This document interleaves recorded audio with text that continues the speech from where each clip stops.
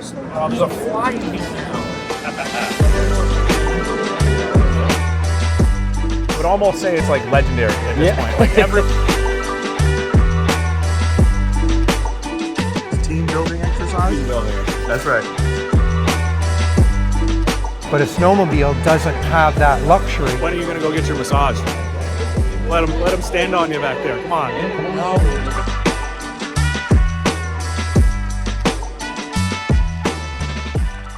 Real quick intro for you guys to get started here. Just like I promised earlier in the season, I'm gonna try to continue to give you like a rough cost breakdown of what these trips cost. So let's get right into that, and then we'll get right into the trip here, going to the Toronto Snowmobile Show. It was my first time out there.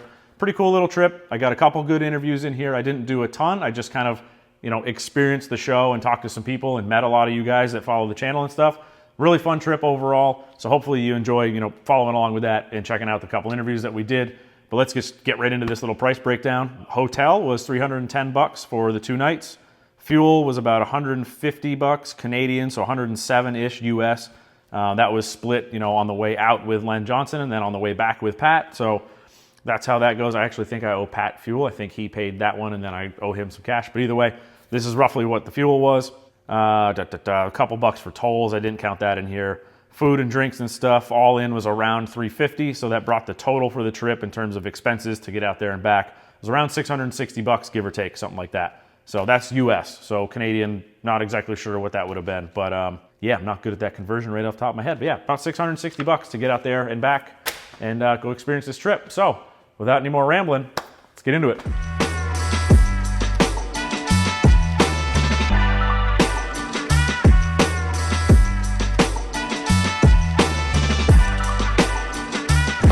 Buddy, Timmy's was struggling. That line was not moving. You told me the line was moving. The line was not moving. It was a struggle. The card machine kept going down. They were just not having it. It was rough, but we got it.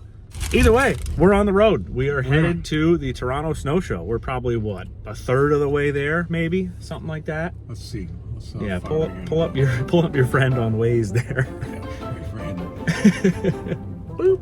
Oh God, wrong button. There we go. Airport Road. We're taking this probably to Mexico, but that's No. There we go. Go now.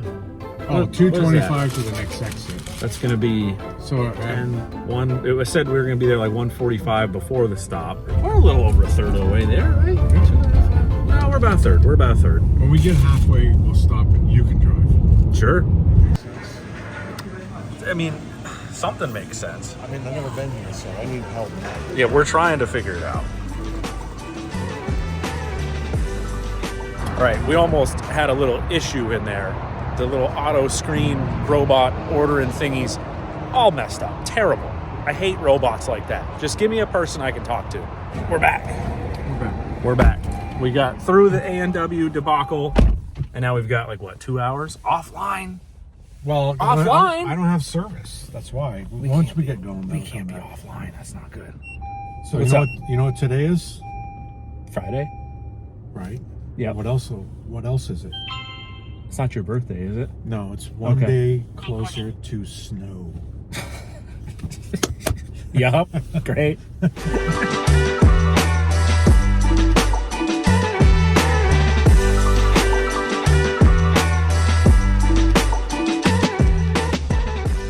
Say, we don't even know where we're going. We don't know where the booths are. We don't know nothing. We just got here. We don't even go here. You want to go to number 1? See, it says Snowmobile? It says something about it. Because if we go here, we're going to get makeup. That's Revlon. Yep. Hey, you know what today is? One day closer to snow.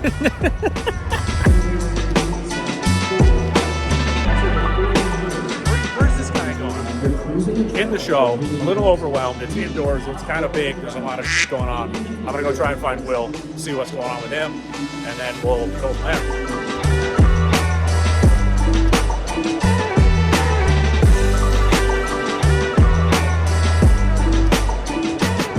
Good news, I found the alcohol and the craft eatery thing. Now I need to go find Will. I'm lost. I honestly, he sent me a picture of a map that it looks like he took it with a Game Boy or something. I don't have a clue where his booth is. I kind of did one lap, lot of stuff going on here, overwhelming. This is like heydays, but inside. So trying to figure out where I'm going, what I'm doing. We're getting our bearings.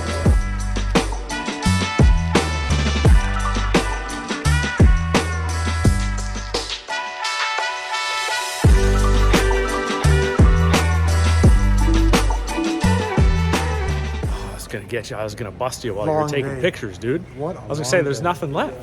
What are you taking pictures of? Everyone's gone. My banner, it looks cool on the table. That's true. You do be having a banner. So, first day, usual, kind of similar to heydays. There was a lot of activity in here, but we were just checking everything out. Can we go out this door? Yeah. Can we go out? Oh, okay. Yep, we're good. Yeah, a lot of activity, but we were just kind of milling about doing our thing. We'll get some interviews and stuff going tomorrow, and yeah, we're going to dinner hopefully if Will lets us know where dinner is. There's got to be a restaurant somewhere in Toronto. Just saying. Yep, there you go. Just keep going right in the middle of the road. That's great. Love that. There we go. Eventually we'll get out of the way. It's great. What if it's not him and I just pull up and just play on the horn? Oh, it is him.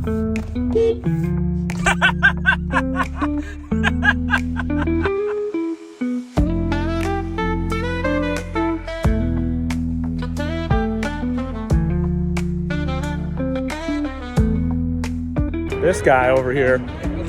Buddy, we missed a turn. What's going on, man? No idea where I'm going. No idea. Thought I did, but no. Parking pass is set. Good old Will. First turn we had to make when we get on the interstate. Just blew it. Of course, we were right there behind him. Just like riding sleds. Yeah. Colton, you want to take this off? But wreck that thing. When I sat down, I thought I was going to go down for a minute. They sink a lot more than you expect, I thought I was going down. Why are you guys cute? You want to hop in, buddy?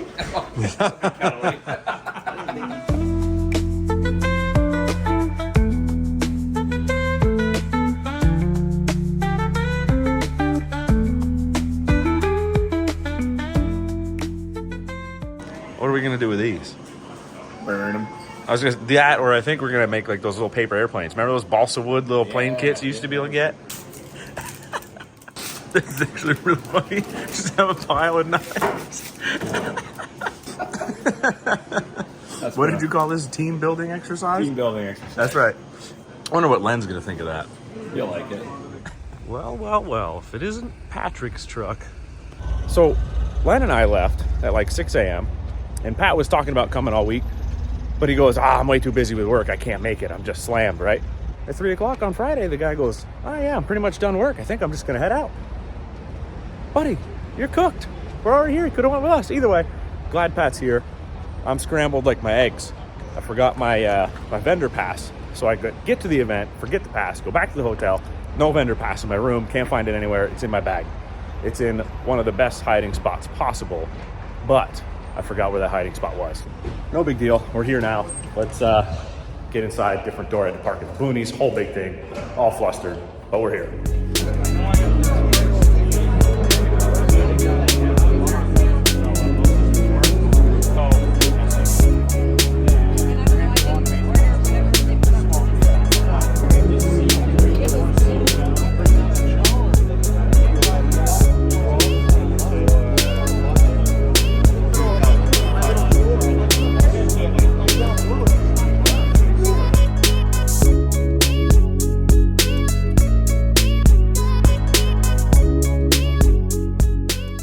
Going to the Accelerated Technologies booth. Started to do, or was about to jump into an interview, and I forgot the microphone adapter. So I had to go grab the right one. Now we're going back. So with the Comp Turbo, we had some great customers in the US and in Canada early on testing our kits. And we would put on the spring rates that we'd known had been worked for 10 years. Yep. And they were calling back and saying, it's too soft, it's too light. So we had to re-engineer our dual rate kits for the Pro 40 and the Pro 36 for more support. Yep. So the spring rates we use on the new Comp Turbo and the Raz RX front ends is a stronger spring rate. Yeah. Once we stepped into the Elka, it was easy because we've got 40 spring rates in inventory. We just go, okay, let's try this tender and this main, link them together, and then we look at the ride height, we measure how much preload it needed to support us on the A-arm angle we wanted, and then we'd go test and test and test. So we came to the conclusion that it needed some more. And do you still work to flatten out the A-arms on the comp? 95, RX? yes, 95% of the customers, that's the customer they are. They're not racing snowcross, right? They are trying to get through a corner on their side of the trail, skis on the ground, safe, fast, right? So we shoot for flat A-arms, and we look at how much preload in the front end do we need to do that, and that also tells us about the motion ratio between the ski and the shock, right? Yep. So if we find, hey, we need like 12, 15 mil of preload, something's wrong. Right. We should be able to hit that with 0, 5, 6, 9 mil of preload at So you most. still I kind gotta jump in on that one because I've talked about this before. Yeah. The proper spring rate. Yeah. You shouldn't be cranking a pile of preload in to get where you want to be. It's a Band-Aid. Thank you. Because Exactly. too soft of a spring, it's going to bother, Yep. right? You need a certain amount of spring support. And we fight this battle in the summer too with guys on motocross bikes. Oh, I can hit 100 mil of sag. I just keep turning that adjuster down and keep down. And then they get off of it and the thing goes bang because it's got all this energy in the spring, Your right? motion control's gone. Yeah. So the proper in the summer, the way we can check is the proper spring will give you the right amount of static sag, and then when you get on, we call that the rider sag. It goes down to target. So we look at that relationship, and if the spring is too light, you'll hit target rider sag, but you'll have no static sag. There's too much energy in the top of the spring. So, and that gives you, when you're going through the chop, it goes bang, bang, and tops up. Yep. And snowmobiles have got a terrible top up system, right? yeah. They've got a steel scissor that just goes smash. Right. A motorcycle, a high performance motorcycle that has front brakes, snowmobiles don't, can carry the back tire off of the ground. Right. So there has to be a facility to balance the weight of that tire and the swing arm, and they do it with a top-out spring inside the shock absorber. But a snowmobile doesn't have that luxury. They don't. It's a cheaper system. They don't accommodate for topping up, right? So the proper spring rate is critical on a snowmobile. So. And we were talking before, just to recap, the original thing that I asked about was a set of stage 5s for my Renegade that we're going to probably switch to a Raz X. Yeah. So once you step into the investment of the Elkas, the world is at our door. We can just play with tender springs, play with main springs. If you're going ditch banging for a weekend, maybe we might talk into another spring set. But generally, you can just add some preload, lift those A-arms back up for your stump clearing, ground clearance. I try not to find any trails that have stumps. I know. But a lot of my customers, I don't say, do you ride off trail? Only when I miss a corner, they say. So, and that's the reality, except when you're into back countries and free rides, expeditions. Well, my 4-stroke Skidoo is a trail sled. I don't want to go off trail with that thing. You don't want to get them stuck, right? So, yeah, but does that answer your question? Yeah. With the Raz RX, we still shoot for flat A-arms. The spindles, the taller relationship. Skidoo nailed the roll center is much better. But so you need to be going a fair bit quicker before it'll pick up the inside ski with the Raz RX, but it still doesn't. So our dual rate spring packages are still a massive improvement. It just elevates that OEM experience to the next level, right? It's a little bit of an investment. Skidoo's under the gun to keep the cost low. So that's why in my impression, that's why they haven't gone to a dual rate spring, is because of the extra cost. Well, and they're trying to sell smart shocks at a premium. Hell, they only put 2 grease fittings on a snowmobile. So, so we know that the accountants have got a lot of say in those final machines that maybe the engineers would rather spec differently.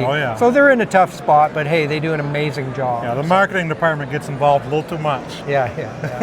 Stop doing surveys and just put good shocks on the sleds. That'd be nice. But then the price is going to go up, and So they got to keep. They have to deal with a lot of issues. But you're still going to spend the money to make it what you want with guys like you. You know Yeah, what I mean? yeah. So We're here to. it's good that they don't cut you guys out. By We're making it- we're a little glad that they keep the. Right. You know, with the Enduro is a great example. Yeah. Air shock, heated seat, nice gauge package, and then you look and it's got $5 center shock and a $10 ski shock investment. But then An air shock with no rebound will launch you right over the handlebars.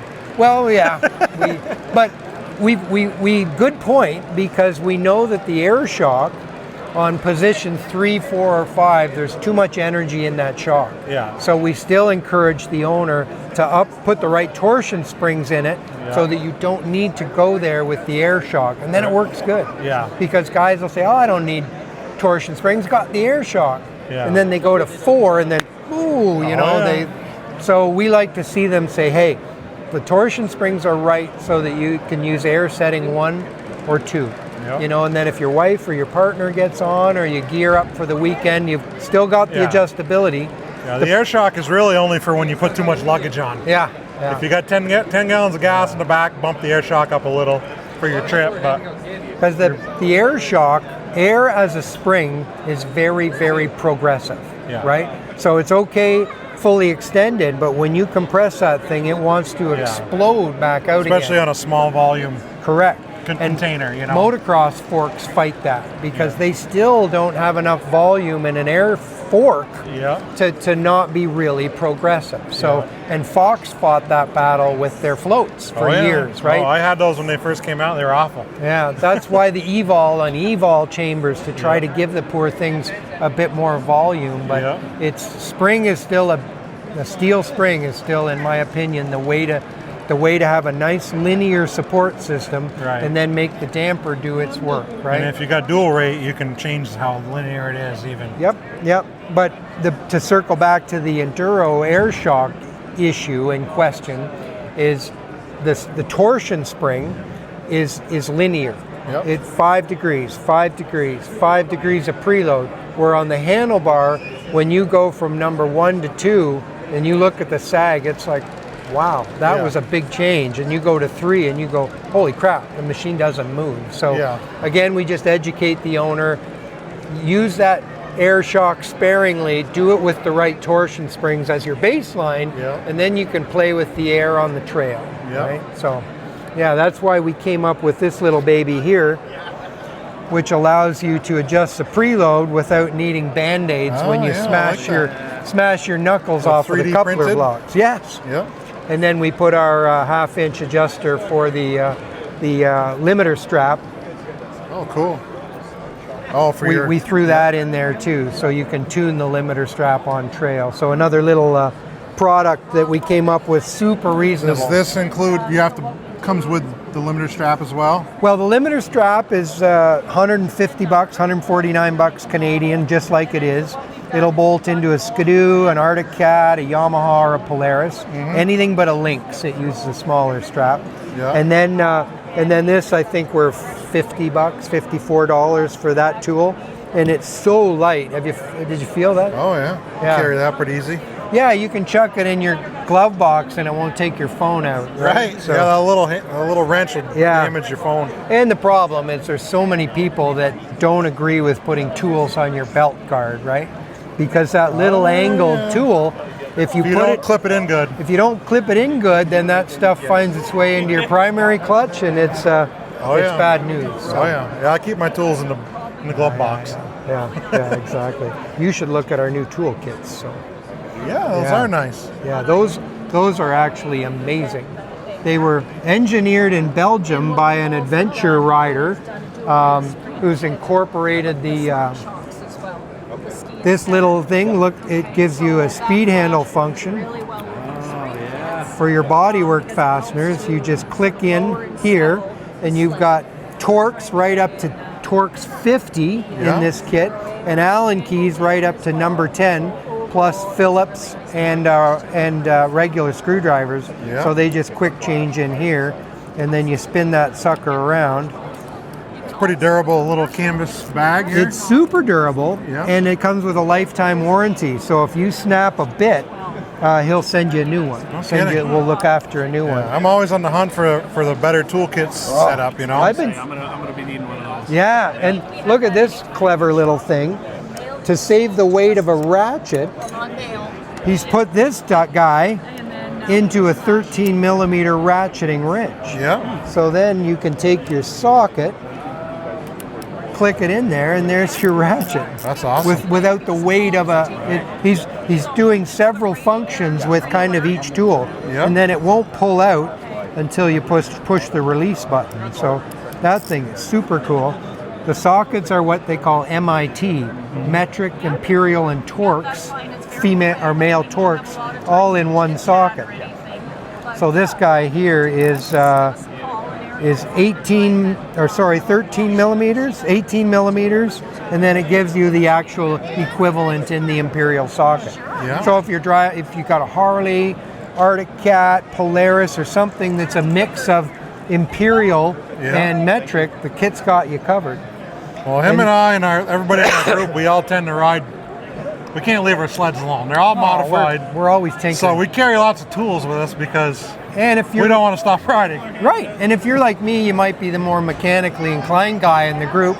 So you kind of your responsibility to hey, your track's loose. Hey, your clutch belt, your belt's loose. You know, whatever.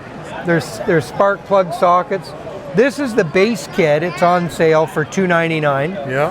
And then I'm working on an add-on kit for a snowmobile specific. Yeah. Terry, the owner of SBV Tools, he's already got add-on kits for Harley Davidson, KTM, Kawasaki, Yamaha, Honda because of his motorcycle background. Yeah. But I'm creating with him an add-on kit for snowmobiles. Yeah. So it'll have a pair of circlip pliers in it so that we could pull the skid if we had to. That super thin wrench that you need to get the skid out on a Skidoo. Or to retighten that bolt if it loosens. Yep, it's coming. It's going to be in the kit, as well as a really nice ratchet. Terry also sells this thing, which is an inline torque wrench. Yeah. It has 10 presets, so you can save your 10 favorite torques in there, and then it just beeps as you get to torque. And they use these to actually calibrate torque wrenches. Oh, wow. It's like 0.1% accurate, something like that. It's pretty crazy. So yeah, he's got a bunch of brilliant tools. There's the 3/8 extension. Yeah, that's a good kit right there. Yeah, it is. It's a super good kit. And if you need to, he put a hex here so you can gang wrenches for really high torque, higher end bolts, and then it locks in there until you actually pull on the reset pin. So slick. Yeah, that's good for trailside repairs. Yeah, you're not going to drop that down like below your pipe or in the steering lane.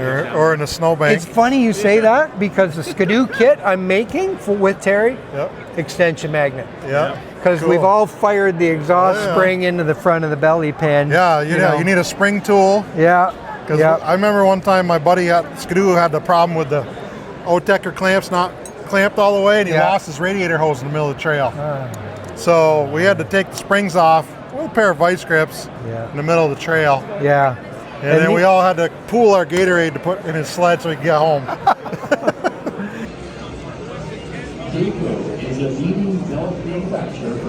Buddy, when are you going to go get your massage? Let him stand on you back there. Come on. Come on. You earned one. I'll buy you one. You earned one in that interview. I'll pass. I'm looking at all the hot dogs. They're right in front of me. I don't know what Colton's talking about, that there were no hot dogs. I told him I saw hot dogs. I said, I know there's hot dogs. You probably smelled them. Buddy, I did. From a mile away.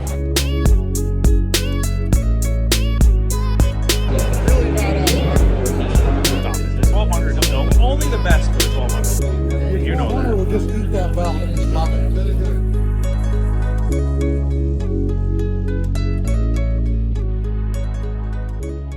Should I grab one of each so we can? Yeah, let's grab some stuff here. Yeah. So whatever you want. Yeah, I don't. I'm gonna grab a neon one. Yeah, there you cool go. looking. Get some color. Yeah. We're here with Zach. Yep, Zach from Stud Boy. Yep. And let's just go over some of your favorites or like most common stuff that you guys got. Yeah, for sure. So what we got. quick little demo here. Some of our most common stuff we're selling. is been around for a long time, is our Stud Boy Shaper bar. Yep. Very popular with the concave side. It's one of the most aggressive bars on the market. It's like I say, it's very number one mover for us. I would almost say it's like legendary at this point. Like everyone has heard of the Shaper. Everyone, not everyone, but a lot of people have tried them. Oh, for sure. And for the aggressive guy that wants that really precise turn in, that's one of the best ones you can get. 100%. Yep. They work very well. And then on the back side of the sled, you know, these our Pro Series backers have taken off very well for us. It's a one-piece design, added traction, lightweight. They've taken off well. They're just simply incredible. And I've been using them, as you guys see on the channel, for probably 2 or 3 years now. And we've only had one incident where 2 of them broke. Okay, And we submitted pictures, and you guys warrantied them and sent them out. You sent like 4 or 6 out. Awesome. The next day. Awesome. It was incredible. Well, glad we and took that's care the of you. only time out of 3 years and probably 20 or 30 sleds where I've ever seen one break. Awesome. So the durability of them is there. Yep, they hold up very well. You know, the traction products take one of the most wearable, hard-hitting items on the sled. Just try to imagine what they're going through back there when you're hitting it over a roost and there's rocks and stumps and stuff under there. Yep, 100%. The fact that they hold up is just incredible. Yeah, so like I say, we work hard putting a good product out for everybody, and we stand behind it. So that's right. What's real quick? Like, what's your most common go-to stud for like the average trail guy these days? Yeah, so our most common is going to be the PowerPoint stud. It's we make it in a standard 1-inch head for 2-ply tracks, and an 1.2 head for the single-ply tracks. But 60-degree carbide tip, nice hardened steel stud. That is definitely what we see the most common on the trails nowadays out there for guys. And they work all different variations of length for based off lug heights, and it. That's a good point too. On their site, they've got a lot of really good PDFs and like support information or technical resources for what track you have, what stud length you need, what your factory setup came with, what you should get. Exactly. So if you're confused there, you can either hit them up, call them, email, call the whatever, shop, no problem. Tech help all the time. Go to the resources and check that out for yourself. Which is awesome. Very useful, very helpful. Yes, it's a little more complicated today with all the different track lengths out there and heights, so it can be a little overwhelming at times. What is this thing? That's the deuce bar there. Oh, okay. Our deuce bar are double runners, so that works real well, you know, calming any darting or front end dancing around for you. So those work well, and all kinds of stuff hanging out here in the Royal booth this weekend. So beautiful. Yeah. Awesome. Appreciate it. Yep, no problem, man. Thank you. Yeah. Hit the flip. Yeah, there he is.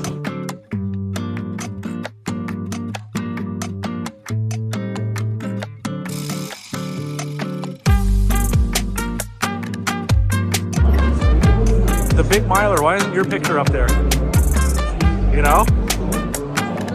I like to hide on my spots.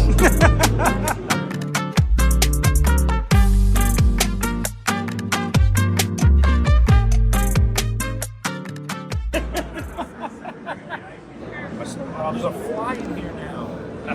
All right, well, trying to think what else there's going to be. You got to put your microphone on. You know, but I was trying to think what. You mean, put it. Yeah, I know. We're recording right now, dude. Yeah, he's going. I'm going to put the picture of you looking at that cup this morning. Figure that thing out. You see how small that was? That's what she said. I just push your button. Push the button.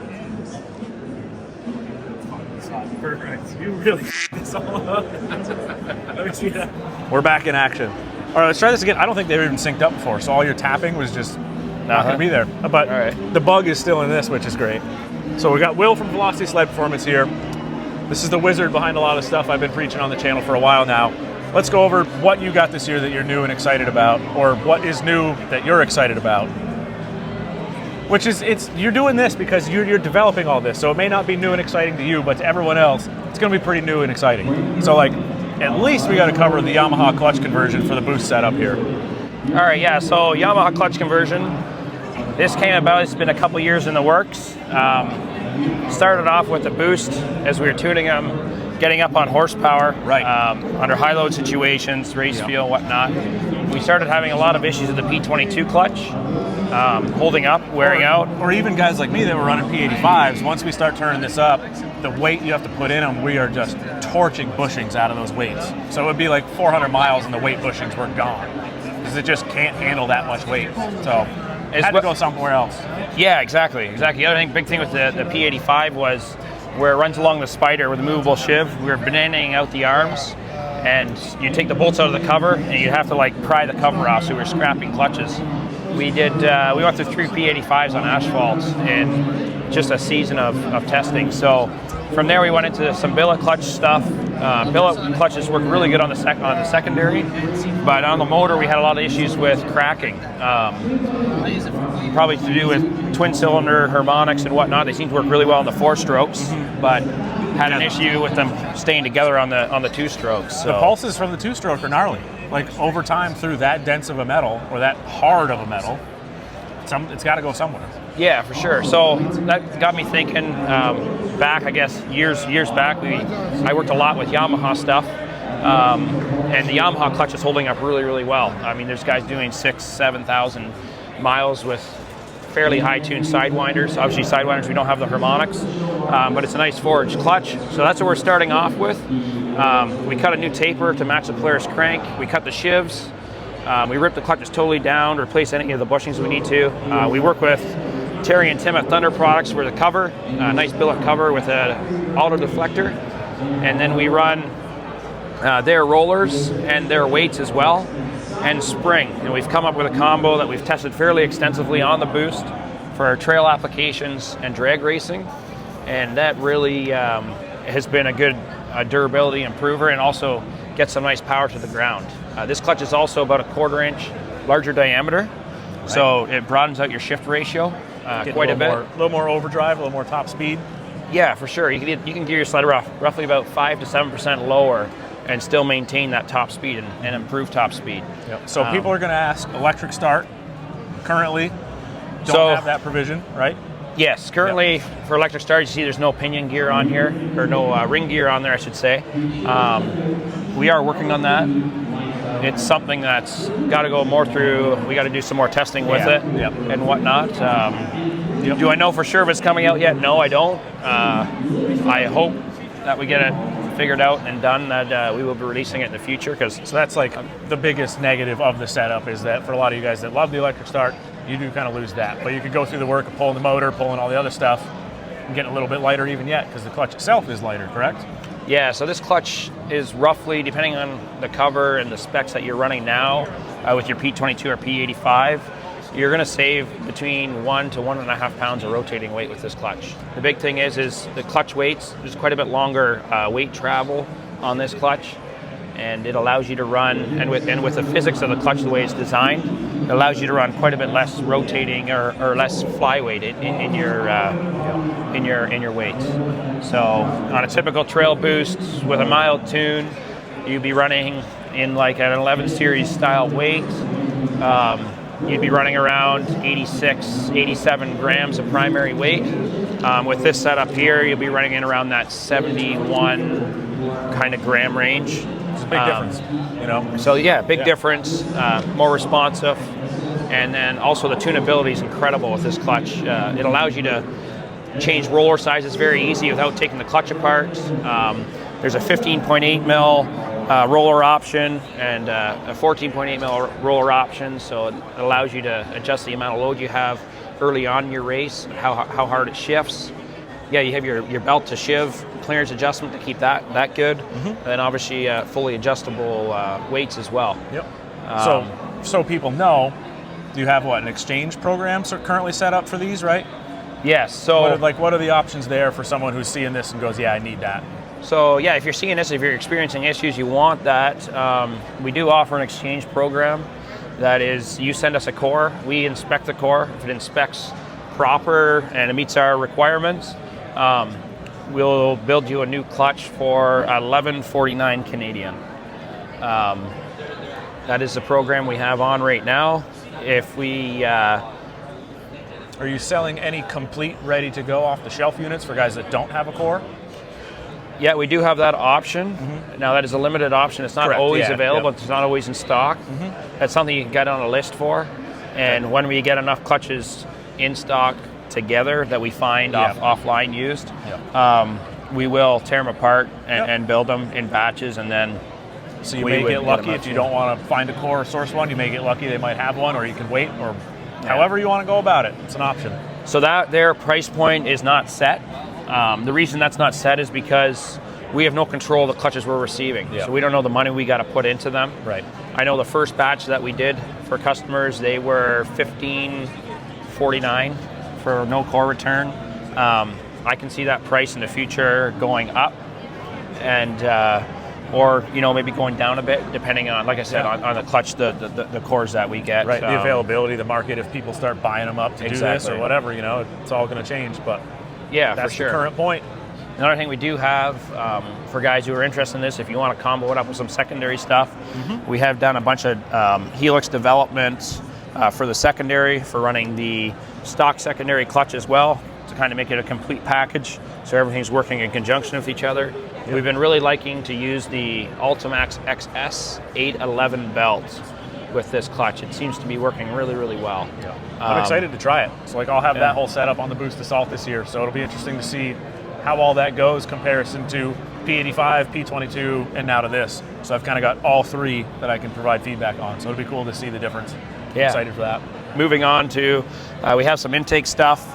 We're replacing the inlet on the turbo. Yep. And we have a wraparound intake. We don't have anything here on display today, but Tanner's going to be running that this year. That's right. This is all installed. The video is done, aside from sound clips, because I did it in the spring when he got this all set and good to go, and I wasn't able to go get sound clips. So I got to either blast it through the field to try and get sound clips, or you got to send me something from the dyno or whatever. So yeah, I'm excited for the sound portion, because this should actually, it's kind of real similar to that old, I think we talked about this, the T51R mod that they used to do back in the day. So it should actually provide us the turbo noises that all of us hoped these things would make when we first got them, right? So that's kind of the big part for me. Obviously, there's big performance gains in increasing the efficiency of this and bringing intake air temps down, but actually getting some turbo noises is pretty exciting. I'm looking forward to that part of it, but continue on. That's my little bit. Yeah, for sure. So Tanner pretty much nailed that all. Like I said, he's going to be running that. I don't have any really good in the field noise tests of that. I forget to think about doing the videoing part. That's not really my cup of tea. So that's coming along. Unfortunately, in the dyno room, we have been doing a bunch of testing with that and sound clips. Too much noise. But there's just a lot of background noise and echo. You're in a shop, so I'm not even gonna lie. I did one with this mic on and tried to cover it, and there was too much wind noise. So until I can put the helmet on with the whole setup like we're out riding, I don't have anything good. So it's killing me, because that video's done of the install and my new filter and all that. I'm just So it's coming. It's soon. So yeah, one step at a time. As Lenn says, you know what today is? It's one day closer to snow. This is true. You got me there for a second. You were thinking? Yeah, I was thinking. So. Oh boy. Yeah, further than that, this year, working on some NA stuff. We've been doing some throttle body stuff for a few years already, where we were welding in standoffs on the factory throttle bodies. Recently, I came involved with 403 Upshift. They had a billet throttle body that they were using, originally designed for their big bores and stroker motors. We ended up incorporating them on the 850s and 9Rs and finding really, really good gains. I've seen that for a few years already with the tuning and stuff with the stock size throttle bodies. These are a little bigger than stock. They're 54 by 52. So we have moved in and we are running these throttle bodies now. Obviously, we're doing a lot of data comparison and logging to see how they run different compared to our stock throttle body conversion that we were doing. But this is a new product that is showing some very, very promising gains. And for the NA world out there, is a true game changer that way. It's a plug and play option, which is great. The only thing I would say, quick connect style and all that. Yeah, it's all plug and play. Factory fuel system, quick connects. You use the throttle, the OEM TPS sensor. Other than that, you get a complete throttle body, you get a complete fuel rail, you use your OEM injectors, harness, all that stuff. And then obviously you need a pretty good file rewrite because there's a lot involved with what's going on here. You're changing a lot. Yeah, for sure. For sure. In terms of the calibration side, you look at this and you're like, that's a really nice, simple bolt-on piece. On the ECU calibration side, there's a lot going on that needs to be adjusted for something like this to do it properly. Yeah, I'd say some of the toughest spots would be probably your low end injection angle, low end, and then also your starting is probably your hardest part. Obviously, guys with electric start, they're not going to notice too much. So it cranks over pretty fast. but definitely a good for guys who are running really long, wide open poles.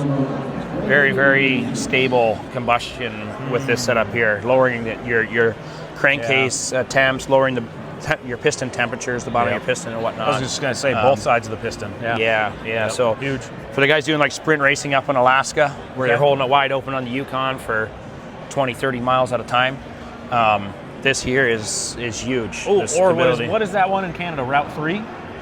Yeah, Piston Alley they call it. Okay. Yep. Yeah. Yep. 83, is that the one where just the 1200's clamped for? 1200 was giving it all for 97 miles an hour. Yep. Wow, I mean 104, 105. Come on now. Give me a little bit here. Yeah. One day we'll get them on a real site that actually does 120 plus. I got one. Hey, gas and go, the old 1200. Yeah. Nah. No. All right. It just needs a turbo. I'm trying not to do that, Pat. I want to gas and go. I don't want to be pulling the laptop out all the time. Laptop's a good tool nowadays, though. That's true. If you got a guy that knows what he's doing with it.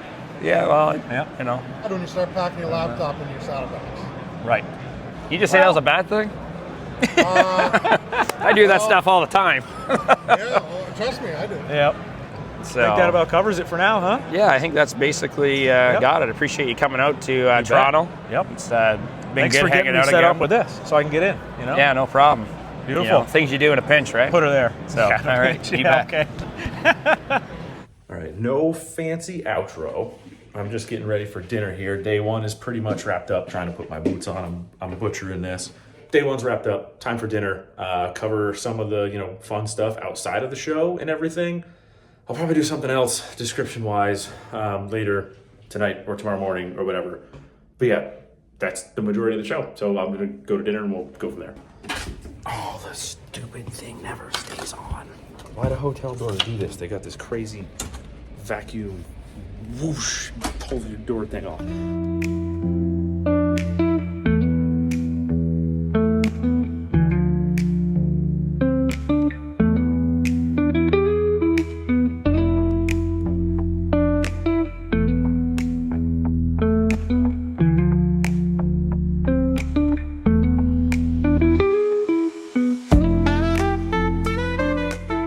Sunday morning here, got all my stuff together, got to go downstairs and hop in my ride for the return trip back. Yeah, I'll touch on some stuff in a minute here, but great trip so far, really cool experience out here in Toronto.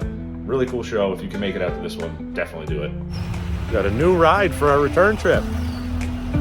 My Chariot awaits.